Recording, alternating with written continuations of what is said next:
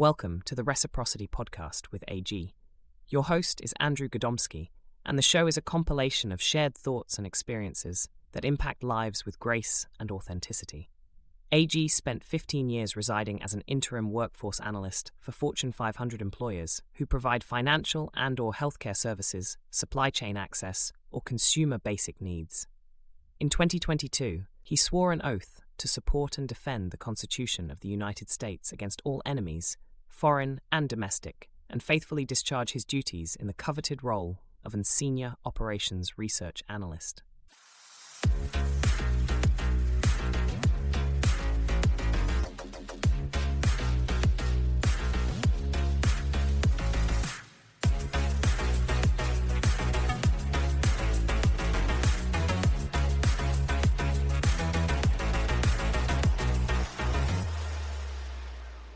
Hi, everybody. This is Andrew Gadomski, and this is the Reciprocity podcast with AG. I am AG, and I am very pleased to have Megan Caposell, federal employee, workforce planner, and boss extraordinaire, as Megan and I worked together for several years. Megan, welcome to the show. Thank you. Thanks for having me. You're welcome. So, Megan, we want to start off with you telling your story. So why don't we pretend we're in an elevator here and give me some of the highlights?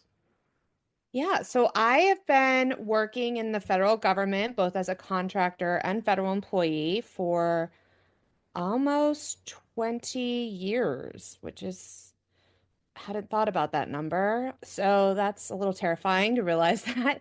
But yeah, I've been a federal employee since 2013. And in both experiences, I've had different clients. I started working with the DoD in technology space, working with DARPA. I was with Booz Allen and supported the Army before I moved to DHS. And I stayed at DHS for a long time, just shy of 17 years. Yeah, for all of our listeners, because Megan and I both work in the federal government, DoD meaning the Department of Defense, DHS meaning the Department of Homeland Security. It's an international podcast. So I see. I will be more clear. And then I'm currently working as a federal employee with the Department of the Interior.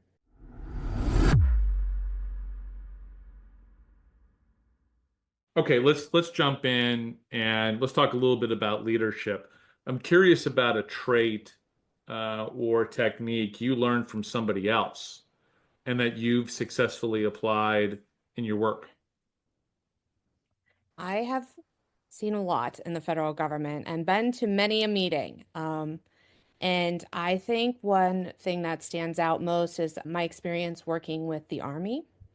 I had the opportunity to work with mainly all generals, including four-star generals, but mostly with a one-star brigadier general. This was back in the mid-2000s. The war was underway, and there's a lot of things to manage in terms of logistics. He held twice a week 15-minute stand-ups.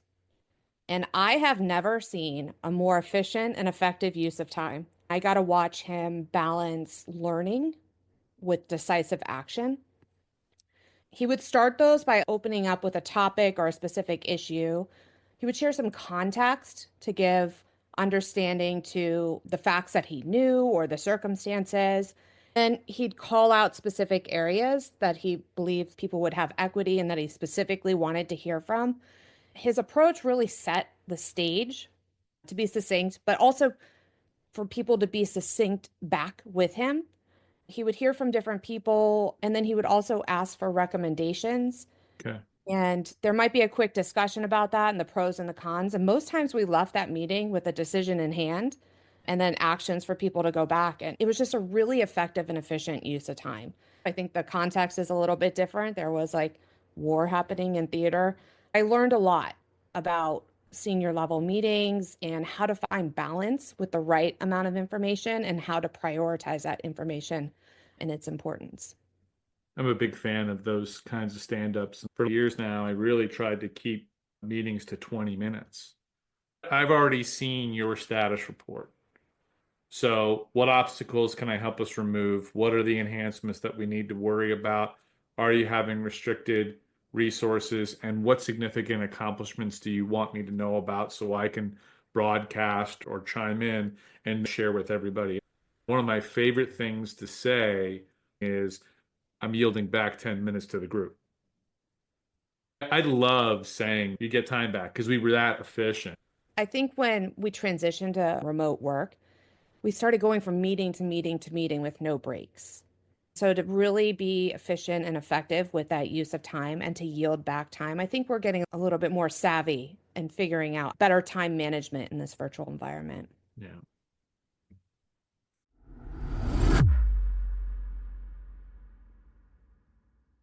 Tell me about a food you make or buy for others that you believe will make them feel love for you, or tell me about a food that you've received where you feel love for the person who gave it to you. I have what I think are the most delicious chocolate chip cookies in the world. They're big and they're just very delicious, soft and delicious. It's a process to make these chocolate chip cookies. I really like to make them for my friends and to pass them out. Sometimes I do it for no reason. I actually, another thing you probably didn't know, I entered the state fair with my chocolate chip cookies this year. Bingo, State Fair and chocolate chip cookies. How would I know?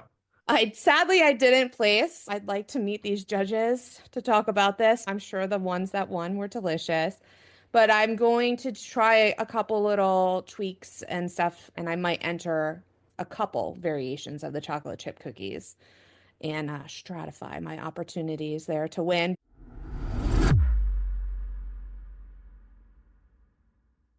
Mental focus is our next topic. So, how do you keep focus, that mental focus at work? Where did that model come from? I am a planner, and so I like to understand where we're going with something, and then I can reverse engineer it. I think focus is interesting in that not every day, all day, am I hyper focused. But when I have a deadline and I've mapped the process to make sure that I deliver the right product on time with all the quality control checks and everything that needs to go into it, I've just factored in for all of those things. I like to be able to have the space to make a timeline so that I can produce something because I think on a daily basis, sometimes it's hard to stay focused for me at work all the time. There's other extenuating factors. I think right now is a perfect example with the transition teams coming in at work. And so we don't know what they want to know, right? So we're Right. getting calls for information all the time. They're trying to strategize and figure things out. We're trying to, keep the lights on and keep the train moving and everything. And so if you just have all the expectations and you can set a schedule, that just really helps me stay on track. uh, Transition team being, we had in the United States our election when the executive branch turns over an administration, all the political appointees across the federal government resign, and for a good portion of them, very few come back. That creates this transition. This will be the second one I've experienced. And it is this odd, it's not a stall, it's like a space, right? Don't change anything, but keep all of your ideas because we don't know what's going to happen and we don't know what new ideas are coming. It's very different than the private sector. It's almost like what would happen during a takeover where you don't know everything. I've been through a couple of those kinds of acquisitions.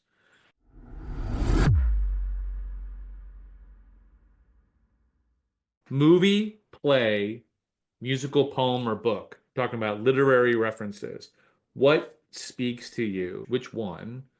Did you experience more than once?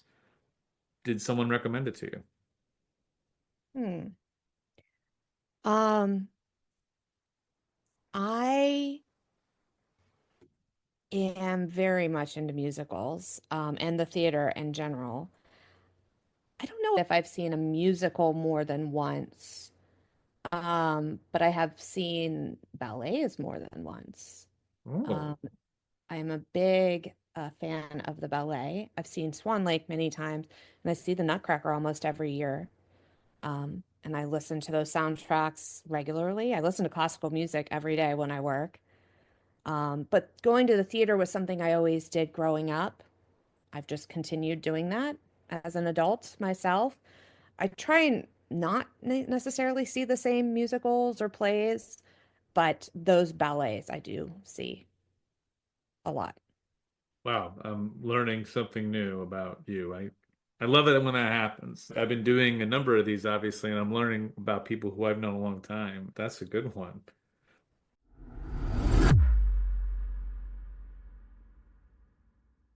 You're going to appreciate this next one. Briefing out now. All of a sudden, you get pulled into a call. We got a brief later today to an executive, to someone of significance. And in some cases, you're briefing someone who's going to brief somebody else, but you have no time to do this. What's the process you go through and be prepared? Yeah, that's a good question. And as you were saying it, it made me think back to my previous answer about that leadership tactic and technique with the general. I think what really helps is that I could go in with all the information. I mean, I might already just know it. I didn't necessarily have to prepare. I just might know it by heart. And if this is the space that I work in all the time, or maybe I prepared some things not knowing exactly what was going to be asked. So I think it's always important to start out asking some questions. I don't know how much time would be given on this, but what is your goal with this meeting? What do you need to understand? So just making sure that I have the context and that I'm asking and not making assumptions on what they need to know. If we don't have a lot of time, we don't want to waste time, whether it's ahead of time and talking to maybe somebody's assistants or their special advisors, whoever the team may be surrounding, if it's a principal level person, and getting as much context as I can so that I go in as well prepared as possible. But if that's short, making sure that I start out up front with this is my understanding, this is what I think that you've asked me here today to share with you. Is this correct? Having them validate that at the outset, and then I can just map to what needs to happen. I would probably start with saying the most critical points or why I think that they care, Hmm. um, and offering that up front. And then if they want to continue to peel back the layers of the onion or dive deeper into the data, happy to do that and answer more pointed questions. But trying to just make sure that I understand, I think that's really, really critical, is just making sure that I understand what this is for, or what this is about, who it's for, who's the audience, if not this person and it's somebody else, understanding why they care, and then helping to design the information to meet that need. I think that's good is to have this wideness and then asking for the context. And you hinted at this, but ask, am I briefing you or am I briefing you so you can brief somebody else? And you said too, Andrew, that up front that I'm in workforce planning. And as a workforce planner, I consider myself a storyteller. So I need to just understand what they need to understand, and then I'll know how to tell the story that they would want to tell, if or no. Yeah, absolutely. I hear that.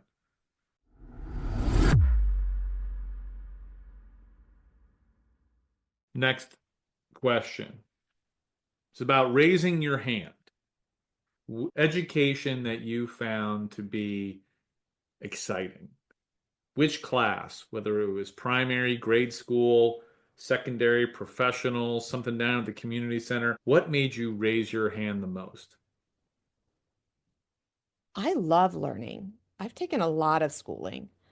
I went to Johns Hopkins for grad school in DC, and I think the way they have small classrooms and just the way they structured, we would read about the theory of these things, but it was working professionals for the most part. And so we would talk a lot about what we read and the theory behind it and hear from the teacher, but we would also talk with each other and to each other about maybe the practical implementation in our experiences.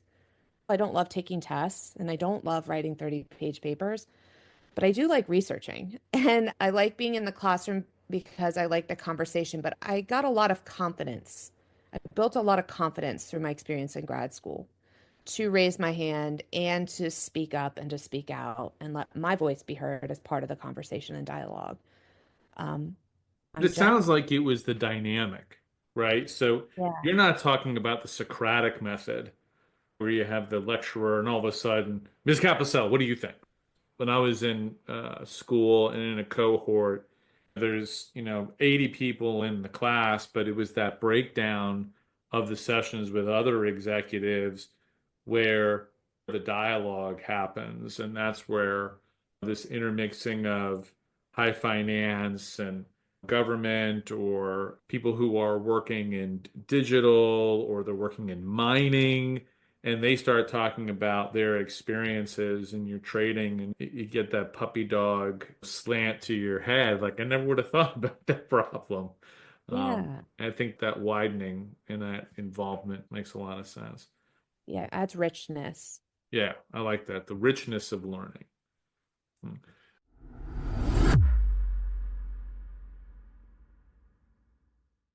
Let's talk about community or conflict.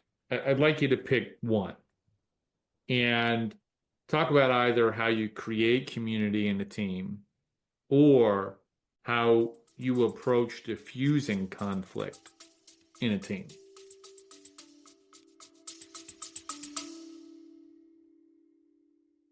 Like this podcast and its transparency? Then you will love Aspen Analytics.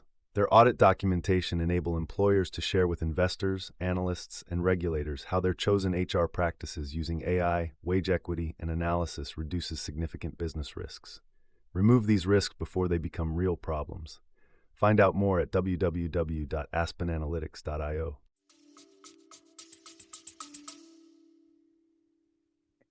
I think community is interesting in this virtual environment that we predominantly all work in now. There was a point when COVID happened, we had all gone virtual, but the team predominantly had all been together. When I was a supervisor in my previous role, I had a great team, but we had been in person together. And then COVID happened and we were immediately virtual. There wasn't a lot of hiring that happened at the beginning of the pandemic, but then we started to resume a little bit more normal operations and started hiring new people to the team that had never met in person or Yep. been into the office. And it created a new challenge to get to know people. Because unless you're in a meeting with that person or had a need to be in a meeting with them, you wouldn't really know them. So as a supervisor, um, I was challenged to help create a sense of community. We had tools. We started using, you know, video conferencing and other tools, but we never had to use those the way we all of a sudden had to do it and didn't even really know how to operate as a team using those. I read an article a long time ago, and I can't remember the specific name of the article. It was something to do with coffee chats and how highly effective coffee chats can be. And so I thought, I'm just going to bring this coffee chat thing to the virtual world. I started having my team get together for at a minimum 15 minutes, at a maximum 30 minutes. And I would set people up with different coffee chat Mm-hmm. experiences each week. You could talk about the weather, you could talk about the baseball game, you could talk about some sort of meme or current event or something. It was just a way to help get to know each other and to really build those relationships and rapport. It might not mean as much for somebody who's more senior, and we certainly had a lot of senior people on my team, but we started bringing in more junior people who would maybe be a little bit more reticent to speak up and to get to know people or know what the right thing to do is. So it helped them build a level of comfort. And it helped just everybody to just get to know each other a little bit better on a personal level and personality wise. I think that they were effective, but I was also the supervisor at the time, so maybe I'm biased. I think it's important to create water cooler moments and those opportunities for just exchanges that are just more authentic. We're both in workforce planning, and I came from a world of it's all about the talent, it's all about the talent, it's all about the people. And I started realizing that there's a big difference between the people and the position. Mhm. And the knowledge, skills, abilities, and tasks and the duties, that's the position. It doesn't really matter who's in that job, provided that they can execute that work. But that's not the person. Mhm. And that's why I think community and conflict are so important to identify with all the automation that we're seeing. I guess the question is, can you replace the people? I think that's a challenge that we're all going to be facing and probably facing now.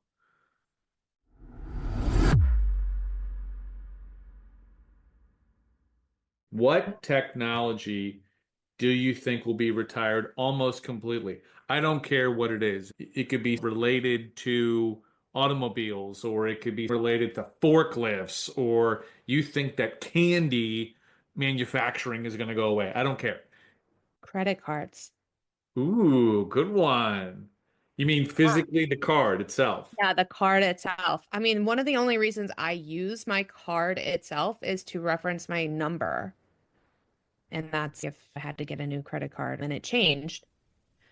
More people are just using their device to pay, or PayPal or Venmo or some sort of other platform, Yeah. Zelle, to just send money. There's talk, putting chips in people. You just have a chip embedded in you and you just swipe over or something. Matrix. Um, yeah, I think that's going to be a thing of the past in the not too distant future. I know that there are countries that stop minting currency. They're just not pressing it anymore. I do find it interesting in the little town that I live in, we still have cash only businesses.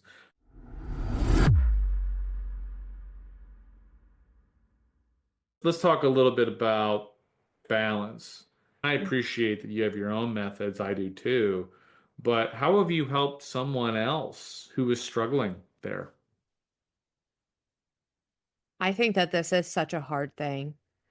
Um, when we were in the office, I would do things. There's just people who are just committed to getting things done. And I admire their commitment to the mission and not leaving until it's done. They're always doing this.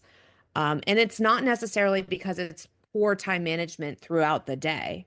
It's just the volume of work, and maybe you're one deep on something. And so you have to get things done. And so when I was in the office, I would like kind of make rounds too and say, all right, let's head out in like 15 minutes, just give people time to measure it against. Hmm. Um, and if they weren't ready, I would stand there or sit with them, not to necessarily rush them, but I would offer my thoughts on better work-life balance and let them know that I'm okay with them cutting it off, like the work is going to be there tomorrow. But it didn't always work. I think that this is an area where I wish I had a better answer for this, but I don't think that I've been overwhelmingly successful. I think something that's changed though is having your computer at home and working from home. I think at first during COVID, people were working interesting hours or just checking and sending emails beyond necessarily their work hours. Hmm. I think as time has gone on, there's been better balance, even if they are still at home and remote. Um, so I think the dynamic with it has changed a little bit because they are at home and they can just quickly do something if they need to get something out, as opposed to necessarily bringing work home with Hmm. you in a previous world we lived in pre-COVID. Okay. Um, but I don't think I've been very successful here. I wish I had a And better answer. well, on one of the other episodes, was talking about the difference between borders and guardrails when it comes to this. And I think the guardrail concept is, border you can cross. The guardrails are a lot tougher. They deliberately keep Keep you it in, down. on the road a little bit and painfully. I think one of the guardrails that I've talked previously about actually keeping equipment away from myself. I'm fortunate enough to have an office away from the house, but there's a fireproof lockbox with a combination there. I put laptops in there and I close the door and I go home. Hmm. And it's impossible for me to do the work. There's no reason for somebody to reach out given the station that I've got and the kind of occupation that I have where I have to be on call. There's nothing that important, but I think that there's more examples of making some of those guardrails and those borders for yourselves or for others. I love the idea of sitting with someone and saying, hey, it's okay for you to get up and go. There's no merit badges for you staying. Yeah. It's about discipline, as you said, and just setting boundaries and then being disciplined with those boundaries. Last fun question. If you were to create a music group, what type of music would you play? What what kind of audience would you have, and what's your band name? I think this is going to surprise you. Um, I would pick classical music. Okay. I love listening to classical music, and it would have to be something that I would want to listen to regularly. I listen to all sorts of music every day, but I think classical, so it's not really a band. Is that an orchestra? So would you write for woodwinds and brass and the strings? Is it for a ballet? I think I would have a symphony orchestra. Yes. Okay. Yeah, and I would have to write a symphony. Symphonies have a number, symphony number. So I think I would just be symphony number N. Symphony number N. I Yeah. love it. The variable. Or I can make it like an equation and then you have to solve the equation. No, that's too much. Well, Symphony music number is L. math. Uh, Yeah. yeah, music, it's the same in every language, Yes. just like mathematics. Yes. If I was to give a sheet of music to someone in Asia, Africa, etc., and they knew how to play the piano and I handed them the paper, they'd be able to play. You can do that in any country in the world. I'm a big fan of music. It's just like math.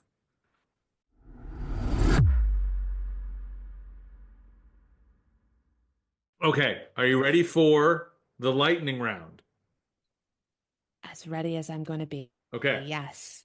All right. So the questions are random. They're binary in nature, this or that. Pumpkin spice or gingerbread? Gingerbread. On your toilet roll, does the paper go forward or do you have it go backwards? Forwards. Always. Summer or winter Olympics? Winter. Sandals, can you wear them with socks or never with socks? Absolutely never with socks. Popcorn, butter or no butter?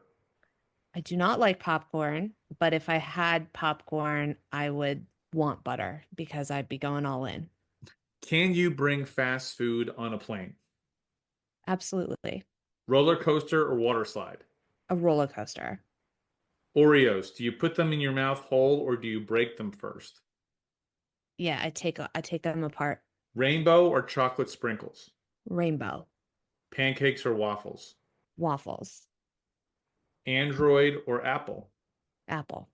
Is the first Die Hard movie a Christmas movie? I have no idea. You have no idea. Well, you will have to watch and All then right. you can make a determination if that is a Christmas movie.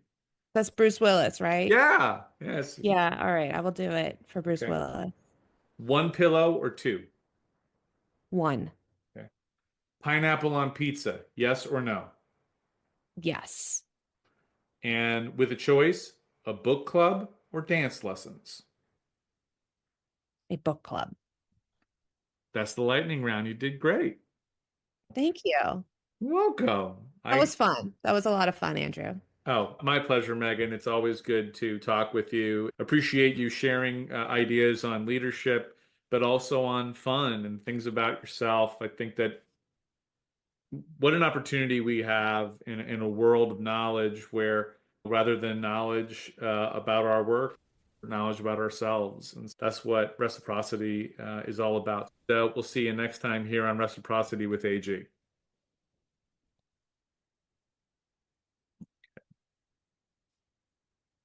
Thanks for listening to the Reciprocity with AG podcast. You can enjoy more episodes by favoriting the podcast at leading podcast platforms. On behalf of Andrew Gadomski and all our guests, we enjoyed the time spent with you and ask you to consider reciprocating powerful learnings to and from all you meet.